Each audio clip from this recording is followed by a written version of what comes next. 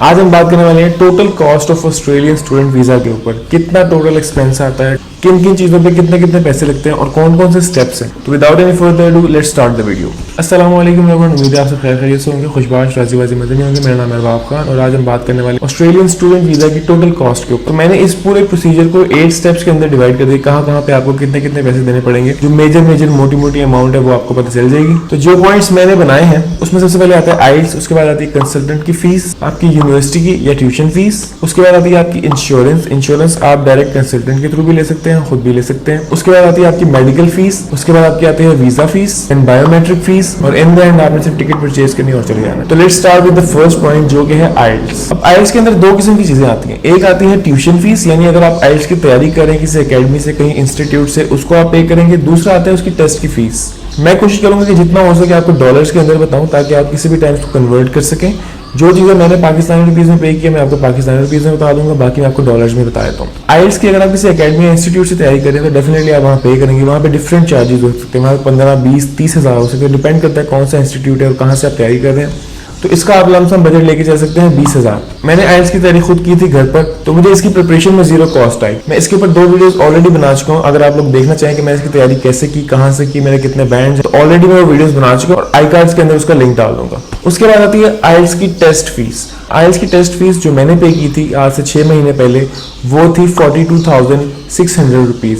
अब यकीनन बढ़ चुकी होगी क्योंकि डॉलर का रेट बढ़ चुका है। आप उसको ब्रिटिश काउंसिल या आईडीपी की वेबसाइट से जाके उसकी प्राइस देख सकते हैं। उसके बाद आती है आपकी कंसल्टेंट की फीस। अब कुछ कंसल्टेंट्स पाकिस्तान में ऐसे हैं जो आपसे पैसे लेते हैं, कुछ कंसल्टेंट ऐसे हैं जो पैसे नहीं लेते। मैंने टाइम्स कंसल्टेंट से अपना प्रोसेस करवाया था, तो उन्होंने मुझे जीरो फीस चार्ज की थी। लेकिन कुछ कंसल्टेंट्स पाकिस्तान में 20 से 30 हज़ार रुपए चार्ज करते हैं नॉर्मली। वो 15,000 आपसे पहले ले लेते हैं, 15,000 आफ्टर वीजा अराइवल वो आपसे चार्ज करते हैं। अब इसमें मेन रीजन जो होती है कि कंसल्टेंट्स चार्ज क्यों नहीं करते, वो इसलिए नहीं करते क्योंकि जो हम ट्यूशन फीस यूनिवर्सिटी को दे देते हैं उसमें से कुछ परसेंटेज इनको मिलना होता है। तो इसलिए जो अच्छे इंस्टीट्यूट्स हैं, जो अच्छे कंसल्टेंट्स हैं, वो चार्ज नहीं करते। जब आपकी फीस पे होती है, वीजा फाइल होता है, तो उसमें से उनको परसेंटेज मिल जाती है, वो उस पर गुजारा कर लेते हैं। मोस्टली बच्चे इससे अट्रैक्ट भी होते हैं। डेफिनेटली 20 से 30 हज़ार बच रहे हैं, तो why not go for a good consultant.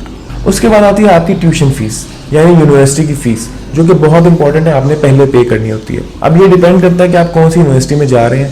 आज की डेट में $14,000 से लेकर $22,000 एक एवरेज फीस है। डिपेंड करता है कौन सी यूनिवर्सिटी में जा रहे हैं। अगर आप किसी सस्ती यूनिवर्सिटी में जा रहे हैं तो आपके कम पैसे भी हो सकते हैं। अगर आप किसी अच्छी यूनिवर्सिटी में जा रहे हैं तो आपके 22,000 से भी बढ़ सकते हैं पैसे। अगर आप किसी कॉलेज वगैरह में जा रहे हैं तो वहाँ पे बिल्कुल 8,000, 7,000, 5,000 फीस भी आपको मिल सकती है। मेरी यूनिवर्सिटी की फीस थी $14,200। ये सिर्फ यूनिवर्सिटी की फीस थी। इसके अलावा मेरी तकरीबन $1,600 जो मेरे ऑफर लेटर में मेंशन थी इंश्योरेंस की फीस थी।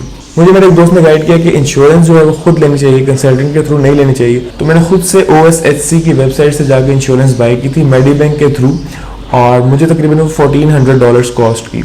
मेरे तकरीबन $200-250 वहां से बच गए थे। और कल को अगर कोई मसला होता है इंश्योरेंस का, कुछ क्लेम करना हो, तो आपको फिर से दोबारा कंसल्टेंट के पास नहीं आना पड़ेगा, बल्कि क्योंकि आपने खुद वहां से रजिस्टर किया तो सारा होल्ड उसका आपके पास होगा, आप खुद उसको चेंज कर सकते हैं। और इंश्योरेंस जब आप खुद बाय करते हैं तो आपके पास जो पॉलिसी सर्टिफिकेट आता है वो बस आपने अपने कंसल्टेंट को दे देना होता है कि ये मैंने इंश्योरेंस बाय कर लिया, ये आप अटैच कर दें मेरी एप्लीकेशन के साथ। तो वो आपको फिर उसमें COE में मदद होती है, वो आपको मिल जाती है आराम से। कोई ज़्यादा मसला नहीं होता, फोन पे ही होता है, कार्ड के थ्रू आप पे कर सकते हैं। ईजी प्रोसेस है, कुछ इसमें लंबी चौड़ी साइंस नहीं है, ईजी प्रोसेस है। इसके बाद जब आपकी इंश्योरेंस हो जाएगी, आपकी फीस पे होगी, आप COE के लिए अप्लाई करते हैं। COE में कोई पैसे नहीं लगते। COE के बाद जब COE रिसीव होता है तो COE की बेस के ऊपर आप मेडिकल के लिए अप्लाई करते हैं। मेडिकल की फीस पाकिस्तान में मैंने 33,260 रुपीज पे किए, जिसमें से अराउंड 11,000 वो टेस्ट की फीस थी जिसके अंदर एक्सरे और यूरिन टेस्ट था, और 22,000 जो थी वो मेडिकल एग्जामिनेशन की फीस थी। तो वो टोटल 33,260 रुपीज बने थे।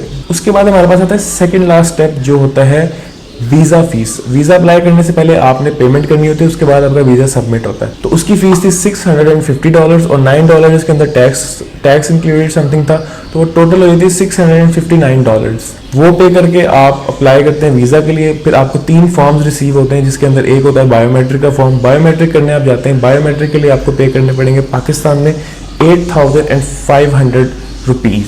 अब जब यहाँ तक आपका प्रोसेस हो गया, इसका मतलब आपका तकरीबन 99% प्रोसेस कंप्लीट हो गया। इसके बाद से आपने वीजा का वेट करना होता है। आपका वीजा आएगा, आपने टिकट्स लेनी है, और टिकट्स भी अराउंड आजकल की डेट में 2 लाख से 3,50,000 के दरमियान वेरी करते हैं। डिपेंड करता है आप कौन सी एयरलाइन से जा रहे हैं, डिपेंड करता है आप कौन सी फ्लाइट से जा रहे हैं, डिपेंड करता है आप कौन से मुल्क से जा रहे हैं। 1 वे टिकट्स होती हैं नॉर्मली महंगी होती हैं, तो वो इतनी कॉस्ट करती हैं 2 लाख से 3.5 लाख। जो 2 वे टिकट होती है, रिटर्न टिकट जिसे कहते हैं, वो थोड़ी सी सस्ती पड़ जाती है इससे। वो बंदा तभी करता है जब इंसान ने वहाँ से वापस आना हो और दोबारा जाना हो, तो उस केस में आप कर सकते हैं। अगर आप सिर्फ पहली दफ़ा जाने का प्लान करें तो आपको 1 वे टिकट ही लेनी पड़ेगी। इन पॉइंटर्स का ख्याल रखना बहुत ज़रूरी है ताकि आपको पहले से माइंड बना हो कि अच्छा इस स्टेप पे मैंने इतने पैसे पे करने, इस स्टेप पे मैंने इतने पैसे पे करने। मेरे केस में ऑलमोस्ट मैंने हर चीज़ का ख्याल रखा था, लेकिन जो लास्ट स्टेप पे मैंने वीज़ा फीस पे करनी थी ना, मुझे वो जेन से निकल चुका था। हालांकि मुझे उसका आइडिया था भी, लेकिन फिर भी मैं उसमें कंफ्यूज हो गया था और उस वजह से बड़ी मुश्किल क्रिएट हुई एंड में, क्योंकि मोस्टली जितने भी पैसे थे वो मैं अपनी स्टेटमेंट में डाल चुका था। तो जो लास्ट $650 थे ना, वो मुझे काफ़ी चुभे।